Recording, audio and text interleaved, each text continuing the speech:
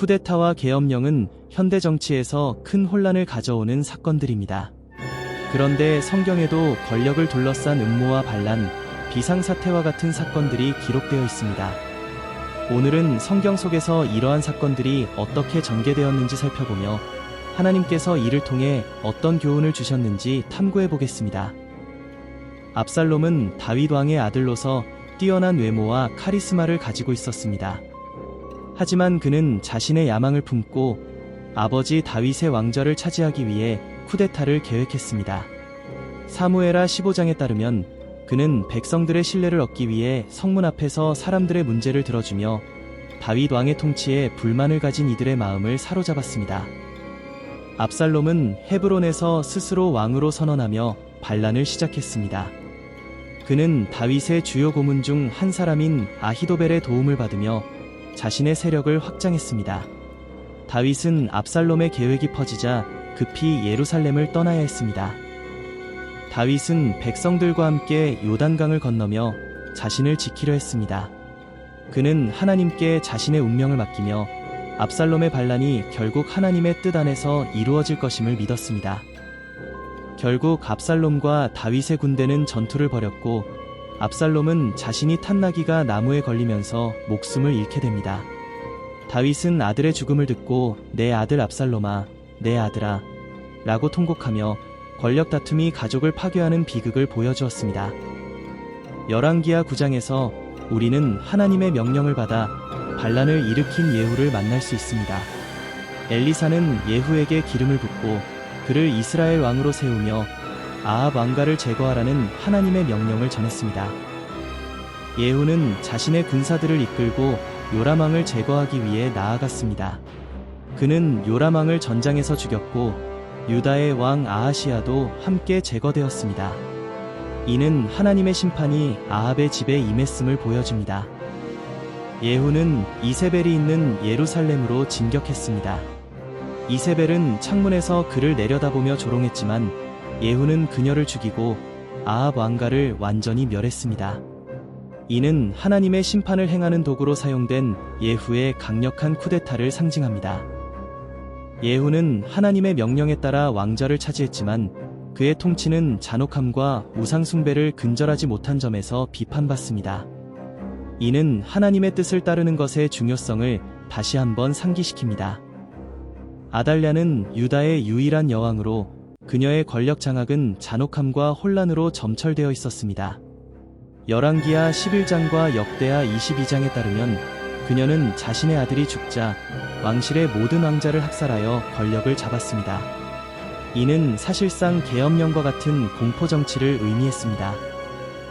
아달랴의 통치는 유다 백성들에게 큰 고통을 주었습니다. 그러나 하나님의 계획은 그녀의 악행을 허용하지 않았습니다.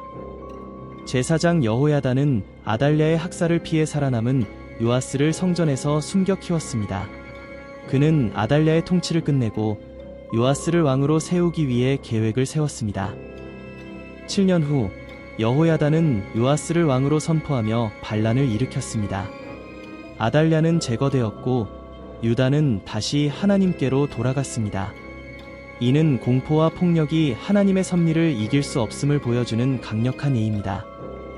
다니엘서 3장에서는 바벨론 왕 느부갓네살이 금 신상을 세우고 모든 백성에게 절하라고 명령하는 장면이 나옵니다. 이는 일종의 계엄령으로 왕의 권위를 강요하는 상징적인 명령이었습니다. 사드락, 메삭, 아벳느고는 왕의 명령을 거부했습니다. 그들은 하나님 외에는 누구에게도 절하지 않겠다는 믿음을 지키기 위해 목숨을 걸었습니다. 느부갓네살은 분노하며 그들을 풀무불에 던졌지만 놀랍게도 하나님은 그들을 구원하셨습니다.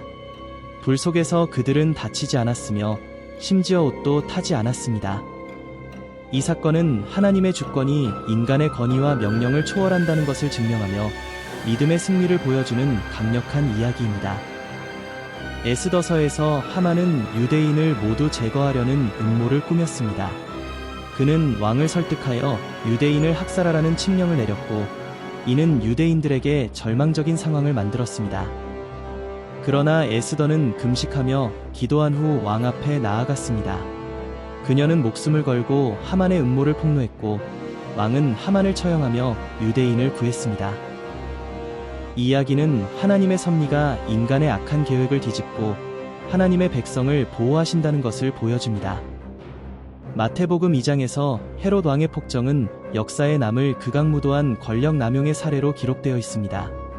동방 박사들이 예수님의 탄생 소식을 전하자 헤롯은 자신에게 도전이 될 새로운 유대인의 왕이 태어났다는 사실에 큰 충격을 받습니다.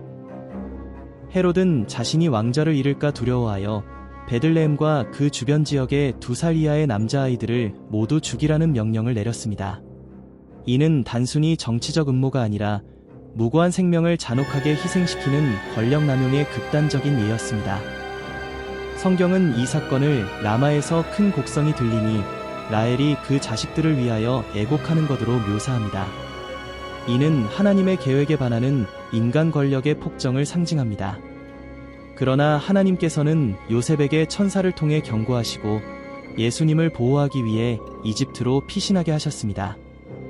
이 이야기는 하나님의 섭리가 인간의 폭정보다 위대함을 보여줍니다. 요한복음 18장과 19장에서 로마 총독 빌라도는 예수님을 신문하며 그분에게서 아무런 죄를 찾을 수 없다고 선언합니다. 하지만 그는 정의보다는 정치적 안정을 우선시하여 부당한 결정을 내립니다. 빌라도는 유대 종교 지도자들과 군중들이 예수님을 십자가형에 처하라고 압박하는 모습을 보고 민중의 분노를 피하기 위해 결국 그들의 요구를 받아들입니다. 이는 권력을 가진 자가 정의를 저버리고 군중의 압력에 굴복한 사례입니다. 빌라도는 물로 손을 씻으며 이 판결의 책임을 회피하려 했지만 그의 행동은 역사적으로 정의의 왜곡과 책임 회피의 상징으로 남았습니다. 빌라도의 결정은 하나님의 구속 계획의 일부였지만 그의 부당한 판결은 권력자가 정의를 실현하지 않을 때 어떤 결과가 초래되는지를 보여줍니다. 열왕기상 12장에서 솔로몬의 아들 르호보암은 왕위에 오른 직후 백성들의 요구에 직면했습니다. 솔로몬의 치세 동안 과중한 세금과 강제 노동에 시달린 백성들은 르호보암에게 이를 완화해달라고 요청했습니다. 르호보암은 노련한 장로들의 조언을 무시하고 오히려 자신의 젊은 친구들의 조언을 따랐습니다. 그는 내 아버지는 너희에게 무거운 멍에를 메웠지만 나는 그것을 더 무겁게 하겠다며 포갑적인 통치를 선언했습니다. 르호보암의 포갑적 통치는 결국 이스라엘 왕국의 분열로 이어졌습니다. 여로보암이 북쪽 지파들의 지지를 받아 북이스라엘을 세우게 되면서 하나의 통일된 왕국이 2개의 나라로 나뉘게 된 것입니다. 르호보암의 오만과 백성을 섬기지 않은 결정은 단순한 정치적 실수로 끝나지 않았습니다. 이는 하나님의 백성이 분열되고 두 왕국이 쇠락의 길로 접어드는 결과를 초래했습니다. 이러한 이야기는 권력을 가진 자들이 하나님과 백성을 위해 올바른 선택을 하지 않을 때 어떤 결과가 초래되는지를 보여줍니다. 하지만 이들 사건 속에서도 하나님의 섭리는 여전히 이루어졌습니다. 권력의 남용과 불의가 존재하더라도 우리는 하나님의 계획이 완전하다는 것을 믿을 수 있습니다. 여러분은 성경 속 이러한 이야기에서 어떤 교훈을 얻으셨나요?